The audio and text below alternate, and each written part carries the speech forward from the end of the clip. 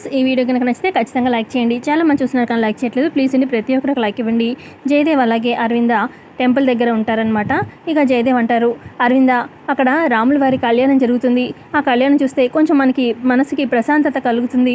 పద వెళ్ళి అక్కడికి వెళ్ళి కూర్చుందాము అని చెప్పి జయదేవ్ అండంతో సరే అండి అని చెప్పి ఇక ఇద్దరు అక్కడ రాముల వారి కళ్యాణం జరుగుతూ ఉంటే జయదేవ్ అలాగే అరవింద స్వామివారి ముందు కూర్చుని దండం పెట్టుకుంటూ ఉంటారు.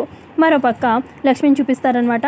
ఇక లక్ష్మి దగ్గర ఆచార్య గారు అలాగే ఎవరైతే లక్ష్మిని ట్రీట్మెంట్ ఇస్తున్నారో భార్యాభర్తలు వాళ్ళు ఉంటారు. ఇక భార్యాభర్తలు ఇలా అంటూ ఉంటారు, ఆచార్య గారు ఆ రోజు నా భార్యని కాపాడే ఇదిలో పాపం తనకి ఇలా దెబ్బ తగిలింది, అందుకే ఇలాంటి పరిస్థితి తెచ్చుకుంది ఈవిడ.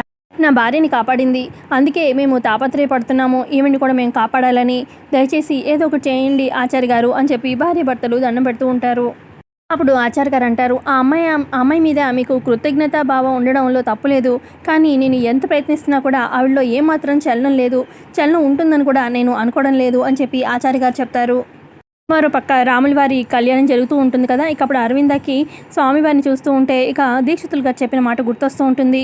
ఇక దీక్షితులు గారు అంటారు కదా, లక్ష్మి చనిపోలేదు, లక్ష్మి ఎక్కడో ఒక దగ్గర క్షేమంగానే ఉంది అని చెప్పి దీక్షితులు అన్న మాట గుర్తొస్తూ ఉంటుంది అరవిందకి. ఇక అరవింద ఆ దేవుడికి ఇలా దండం పెట్టుకుంటూ ఉంటుంది, స్వామి దీక్షితులు గారు అన్న మాట నిజమైతే లక్ష్మి మా కళ్ళకు ముందు వచ్చేలాగా నువ్వే చేయాలి, మళ్ళీ మిత్రుని లక్ష్మిని ఏకం చేసి నువ్వు ఉన్నావని నిరూపించు తండ్రి అని చెప్పి ఆ స్వామివారికి దండం పెట్టుకుంటూ ఉంటుంది అరవింద. ఇక అప్పుడే రాముల వారి నుంచి ఒక వెలుగు వచ్చినట్టుగా అనిపిస్తుంది అనమాట. ఇక ఆ వెలుగు కరెక్ట్గా లక్ష్మి దగ్గరికి వెళ్ళి లక్ష్మి పొట్టలోకి వెళ్తున్నట్టుగా చూపిస్తారు. ఇక లక్ష్మి కడుపులో బిడ్డ పెరుగుతున్నట్టుగా కూడా మనకి చూపిస్తారు. నిన్న అన్నట్టుగా లక్ష్మి ప్రెగ్నెంట్ అనమాట. ఇక కడుపులో ఒకలాంటి కదలిక అనిపించేసరికి లక్ష్మి ఒక్కసారిగా లేచి కోమాలో నుంచి లేచి కూర్చుంటుంది. ఇక చుట్టుపక్కనున్న ఆచార్య గారు ఆ భార్యాభర్తలు ఇద్దరు షాక్ అవుతారు. ఇక లక్ష్మి లేచి కూర్చొని అక్కడున్న చుట్టుపక్కన వాళ్ళందరినీ అబ్జర్వ్ చేస్తూ ఉంటుంది. ఇక సడన్గా లక్ష్మికి కడుపులో తిప్పినట్టుగా వాంతి వచ్చినట్టుగా అనిపించి గబగబా లేచి బయటకు వచ్చి వామిటింగ్ చేసుకుంటుంది. ఇక భార్యాభర్తలు మళ్ళీ లక్ష్మిని తీసుకొచ్చి మళ్ళీ కూర్చోపెడతారనమాట. అప్పుడు ఆచార్య గారు ఇలా అంటారు, ఇది నిజంగా అద్భుతం, అసలు ఈ అమ్మాయి మంచానికే పరిమితం అయిపోతుందని నేను అనుకున్నాను, కోమాలో నుంచి బయటికి రావడం నిజంగా ఒక అద్భుతంలా అనిపిస్తుంది, నిజంగా నీ మీద ఆ భగవంతుడి కృప ఉందమ్మా అని చెప్పి లక్ష్మితో ఆచార్య గారు చెప్తూ ఉంటారు. అప్పుడు లక్ష్మి, మీరంతా ఎవరు, అసలు నేనెందుకు ఇక్కడ ఉన్నాను అని చెప్పి లక్ష్మి అంటూ ఉంటే ఇక అప్పుడు ఆ భార్యాభర్తలు ఇలా చెప్తూ ఉంటారు. అప్పుడు ఆ భర్త ఇలా చెప్తూ ఉంటాడనమాట లక్ష్మికి, మొన్నటిదాకా మీరు కోమాలో ఉన్నారండి, ఆ రోజు మీరు ఆ బస్ ప్రమాదంలో నా భార్యని కాపాడారు, ఇక ఆ కాపాడే ఇదిలోనే మీరు ఈ పరిస్థితి తెచ్చుకున్నారు, మేము ఇన్నాళ్ళుగా మీకు ట్రీట్మెంట్ ఇప్పిస్తుంటే ఇదిగో ఈరోజు మీరు లేచి కూర్చున్నారు అని చెప్పి ఆ భర్త చెప్తూ ఉంటే ఇక భార్య ఆచార్య గారితో అంటుంది, ఆచార్య గారు పాపం ఆవిడ నిద్ర లేచి ఇలా కూర్చోగానే ఆవిడకి వామిటింగ్ ఎందుకు అయింది, ఆవిడ హెల్త్ ఎలా ఉందో ఒకసారి చూడండి అనగానే ఇక ఆచార్య గారు లక్ష్మి చేపట్టుకొని చూస్తూ ఉంటారు. ఇక ఆచార్య గారు అర్థమవుతుందనమాట లక్ష్మి ప్రెగ్నెంట్ అని, ఈవిడ గర్భవతి అని చెప్పి అనగానే ఇప్పుడు ఇక లక్ష్మి తలుచుకుంటూ ఉంటుంది, ఆ రోజు మిత్రగారు నేను కలిసాం కదా, అందుకే నేను ప్రెగ్నెంట్ అయినట్టున్నాను అని చెప్పి ఇక లక్ష్మి కొంచెం ఎమోషనల్గా చూస్తూ ఉంటుంది. ఆ తర్వాత ఇక ఎవరైతే భార్యాభర్తలు లక్ష్మిని కాపాడారో ఇక వాళ్ళు అంటూ ఉంటారు, అమ్మ మీ వాళ్ళెవరో చెప్తే ఎక్కడుంటారో చెప్తే మీరు అక్కడికి వెళ్ళే ఏర్పాటు మేము చేస్తాము అని చెప్పి అన్నంతో ఇక అప్పుడు లక్ష్మికి మనీష చెప్పిన మాటలు గుర్తొస్తూ ఉంటాయి. మనీష చెప్తుంది కదా, ఇంకెప్పుడు కూడా నీ మొహం ఇక్కడ మిత్రకి చూపించకూడదు, శాశ్వతంగా దూరంగా వెళ్ళిపోవాలి, లేదంటే ఇదిగో అరవిందాన్ని జైలుకు పంపిస్తానని చెప్పి మనీష అన్న మాటలు గుర్తొస్తూ ఉంటాయి. ఇక అప్పుడు లక్ష్మి అంటుంది, నా వాళ్ళెవరో నేను ఇవన్నీ మీకు చెప్పలేను, నా గతం గురించి ఎవరు ప్లీజ్ దయచేసి అడగకండి అని చెప్పి లక్ష్మి చెప్తుంది. దయచేసి నన్ను అడిగి ఇబ్బంది పెట్టకండి, అలాగే మీకు భారంగా కూడా నేను మారదలుచుకోలేదు, ఇప్పటికే మీరు చాలా నెలల నుంచి నా కేర్ తీసుకుంటూ ఉన్నారు, ఇంకా నేను మీకు భారం కాదలుచుకోలేదు, నా దారి నేను చూసుకుంటాను అని చెప్పి లక్ష్మి అంటూ ఉంటే ఇక ఎవరైతే భార్యాభర్తలు కాపాడారో ఆ భార్య ఇలా అంటుందన్నమాట, ఆవిడ చూడమ్మా నువ్వు నీ గతం గురించి చెప్పాలనుకోవట్లేదు, చెప్పే పరిస్థితుల్లో లేవని మాకు అర్థమైంది, ఇక మిమ్మల్ని అడిగి కూడా మేము బాధ పెట్టాలనుకోవట్లేదు, మీకు ఇష్టం ఉన్న రోజులు ఇక్కడే ఉండొచ్చు, మీరు మాకేమీ భారం కాదు అని చెప్పి లక్ష్మితో అంటారనమాట. అయ్యో లేదండి మీకు భారం కాదలుచుకోలేదు, నా దారి నేను చూసుకుంటాను అని చెప్పి లక్ష్మి అంటూ ఉంటే పర్లేదు ఇక్కడే మీరు ఉండొచ్చు అని చెప్పి ఆవిడ చెప్తూ ఉంటుంది లక్ష్మికి. ఆ తర్వాత ఎవరైతే భార్యాభర్తలు కాపాడారో అతను ఇలా అంటూ ఉంటాడు, చూడమ్మా ఇప్పుడే ఆచార్య గారు నువ్వు గర్భవతి అని చెప్పారు, నువ్వు నా చెల్లివి అనుకుంటాను, నేను నాకే కనుక చెల్లిని ఉంటే నిన్ను ఇలాగా ఈ పరిస్థితిలో వెళ్ళిపోమని చెప్తానా చెప్పు, నువ్వు ఇక్కడ ఎన్నాళ్ళైనా ఉండొచ్చు, నా చెల్లిలా నిన్ను చూసుకుంటానమ్మా, నువ్వు హ్యాపీగా ఇక్కడ ఉండు, ఏమీ ఆలోచించకు అని చెప్పి చెప్తూ ఉంటే లక్ష్మి ఎమోషనల్ అవుతూ ఏడుస్తూ ఉంటుంది. ఆ తర్వాత ఇక లక్ష్మి కూడా సరే మీతో పాటే ఉంటాను అన్నట్టుగా ఇక తలుపుతుందనమాట. ఆ తర్వాత ఇక లక్ష్మి తన కడుపులో ఉన్న బిడ్డని అలా పట్టుకొని కొంచెం ఎమోషనల్గా చూస్తూ ఉంటుంది. ఆ తర్వాత ఇక అలా అలా పని కూడా చేస్తూ ఉంటుందన్నమాట లక్ష్మి. అక్కడ టీ గార్డెన్స్ ఉంటాయి. ఇక టీ గార్డెన్స్లో ఆకులు తెంపుతూ అలాగా ఇక టైం గడుపుతూ ఉంటుంది ప్రెగ్నెన్సీలో. ఇక అలా అలా 9 నెలలు గడిచిపోతాయి.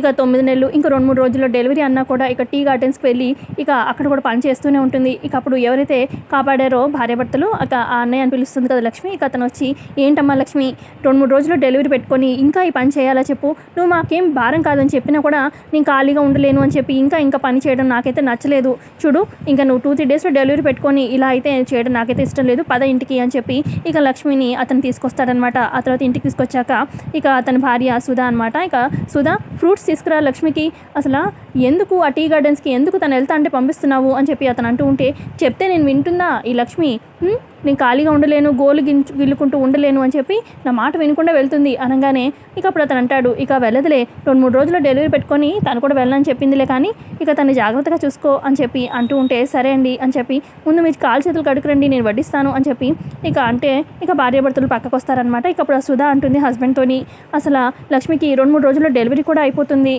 ఇక వాళ్ళ అత్త వాళ్ళు ఎవరు, వాళ్ళ హస్బెండ్ ఎవరు అనేది మనం కూడా కనుక్కోలేదు, తను కూడా చెప్పలేదు, ఎలా అండి అని చెప్పి అంటూ ఉంటుంది. అప్పుడు సుధా వాళ్ళ ఆయన ఇలా చెప్తూ ఉంటాడు, తను ఇన్ని రోజులు చెప్పలేదంటే తన గుండె చాటు గాయం ఎంత పెద్దదో మనం అర్థం చేసుకోవచ్చు. ఇక తన మంచితనమే తన వాళ్ళని తనకి కలుపుతుంది, అదంతా నువ్వేం ఆలోచించుకు సరేనా అని చెప్పి అనగానే సరే అండి అని చెప్పి సుధా అంటుంది. మరోపక్క మిత్రని చూపిస్తారు. మిత్ర తాగుతూ ఉంటాడు. మిత్ర అనుకుంటూ అరవింద వస్తూ ఉంటే ఇక బాటిల్ పక్కకు దాచిస్తాడనమాట మిత్ర. ఇక అరవింద రూమ్కి వచ్చి ఇక సూట్ కేసు అంతా సర్దుతూ ఉంటుందన్నమాట మిత్ర బట్టలన్నీ. మామ్ నా బట్టలన్నీ ఎక్కడికి సర్దుతున్నావు, ఎక్కడికి వెళ్ళేది, నేను ఎక్కడికి రాను అని చెప్పి మిత్ర అంటూ ఉంటే చూడు కన్న తల్లైనా కొడుకు సంతోషంగా హ్యాపీగా ఉండాలి అనుకుంటే కానీ నువ్వు మా కళ్ళ ముందే ఇంకా కొన్ని రోజులు ఇలాగే ఉంటే దక్కవేమో అని భయంగా ఉంది, ప్లేస్ మారిస్తే కానీ నీలో చేంజ్ రాదని అనుకుంటున్నాను, నేను ఎక్కడికనే తర్వాత చెప్తాను, ముందైతే పద నాతోని అని చెప్పి బట్టలు సర్దుతూ ఉంటుంది. ఈ లోపల మనీషా వస్తుంది. ఏంటంటే ఎక్కడికి అని అరవింద అని అంటూ ఉంటే నువ్వు కూడా బట్టలు సర్దుకో తర్వాత చెప్తాను ఎక్కడికో అని చెప్పి అంటూ ఉంటుంది అరవింద. ఇక అప్పుడు మనీషా మనసులో అనుకుంటుంది వన్స్ ఈ మిత్రకి నాకు పెళ్ళైపోతే అప్పుడు మీరు నన్ను ఎలా క్షమించరో నేను చూస్తాను ఆంటీ, అప్పుడు ఈ మనీషా ఒరిజినల్ క్యారెక్టర్ మీరు చూస్తారు అని చెప్పి మనసులో అనుకుంటుంది మనీషా. ఈ లోపల జయదేవ్ కూడా వస్తారు. మంచి ఆలోచన చేసావు అరవింద, ఇక ప్లేస్ మారిస్తే అయినా మిత్రుల్లో కొంచెం చేంజ్ వస్తుంది అని చెప్పి జయదేవ్ అంటూ ఉంటారు.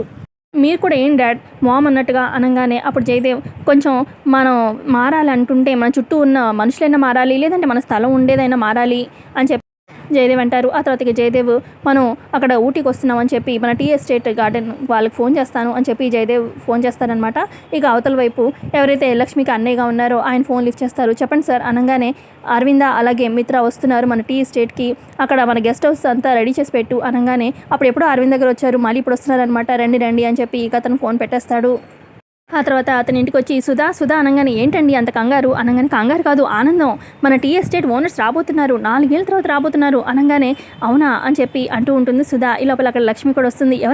ఎవరన్నయ్య ఎవరు వచ్చేది, నువ్వు ఇంత సంతోషంగా ఉండడం ఈ మధ్యకాలంలో నేను చూడలేదు అని చెప్పి అన్నంతో అప్పుడు సుధా పండుగ వచ్చినా ఇంత సంతోషంగా ఉండరు కానీ ఆ ఓనర్స్ వస్తే మాత్రం అంత సంతోషం ఈయనకి అని చెప్పి సుధా చెప్తూ ఉంటుంది. ఇక అప్పుడు అక్కడ సుధా వాళ్ళ ఆయన ఇలా చెప్తూ ఉంటారు, అవును మరి వాళ్ళు చాలా మంచి వాళ్ళమ్మ, మా ఈ టీ ఎస్టేట్ ఓనర్స్ వాళ్ళు అప్పుడప్పుడు వచ్చి చూసి వెళ్తూ ఉంటారు, వాళ్ళు సొంత మనిషిలా చూసుకుంటారు, అందుకే వాళ్ళంటే అంత గౌరవం. సరే లక్ష్మిని చూసుకుంటూ నేను వెళ్ళి గెస్ట్ హౌస్ క్లీన్ చేస్తాను అని చెప్పి అతను వెళ్తాడు. ఆ తర్వాత ఇక సుధాతో అంటుంది లక్ష్మి, అన్నయ్య ఇంత హ్యాపీగా ఉన్నాడంటే వాళ్ళు ఖచ్చితంగా మంచి వాళ్ళు అయి ఉంటారు అని చెప్పి లక్ష్మి అంటూ ఉంటే అవును చాలా మంచి వాళ్ళు రానివ్వు, నీకు కూడా పరిచయం చేస్తాను అని చెప్పి సుధా అంటుంది. మరోపక్క అరవింద మిత్ర అలాగే మనీషా కారులో బయలుదేరుతూ ఉంటారనమాట టీ ఎస్టేట్కి. ఇక గెస్ట్ హౌస్ ముందు లక్ష్మి కూర్చొని ఇక ముగ్గు వేస్తూ ఉంటుంది వెల్కమ్ అని చెప్పి. ఇక అంతే అండి ఎపిసోడ్లో జరిగింది.